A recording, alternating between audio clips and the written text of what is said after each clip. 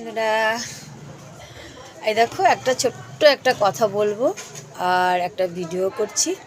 এই দেখো, এই একটা শ্যুট দেখছো তো, এটা অনেক বড় শ্যুট, দেখেছো কত বড় শ্যুট। এটা বানানো হয়েছে এই সাইজে 3টে বানানো হয়েছে, ঠিক আছে। এই দেখো, এটা আগে আর এটা পিছনে। এটা সাইজটার কথা আমি বলি, এটা হয়েছে চেস্টটা, দেখো চেস্টটা হয়েছে তোমার 46 আর 1 ইঞ্চি বড় রাখতে বলেছে, ঠিক আছে 47। আর কোমরটা হচ্ছে তোমার 44। আর এই যে হিপটা, এই হিপটা দেখছো, এই হিপটা তোমার হচ্ছে 52।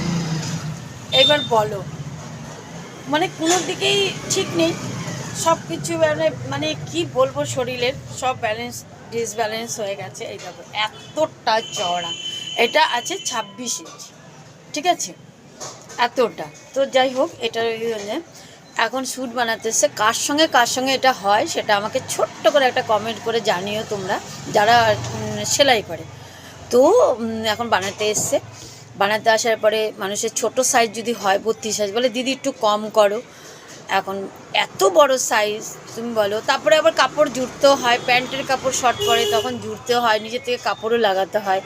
আর বাজুতেও দেখো কতটা, মানে এত সাইজের বাজু তো অনেকটা চওড়া, দেখো কত জোর লাগাতে হয়েছে, দেখেছো 4টে করে জোর লাগাতে হয়েছে। তো এগুলোতে তো অনেক মেহনত হয়। তো আমরা যদি একটু বলি না একটু বেশি পয়সা লাগবে বা এত বড় ফুল সাইজ, তখন মনে হচ্ছে ওদের ঘরটাই আমাদের দিয়ে দিচ্ছে, তাই কি না? কার কার সঙ্গে এটা হয় সেটা বলবে, বা কেন বলছে যে একটুখানি দিয়ে বেশি একটু পয়সা লাগবে।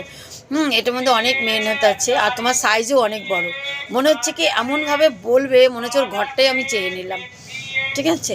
তো যখন ছোট হয় তখন কিন্তু কিছু বলে না। টাটা বাই বাই, তোমরা সবাই ভালো থেকো। আর কার সঙ্গে এটা হয় এটা আমাকে অবশ্যই জানাও।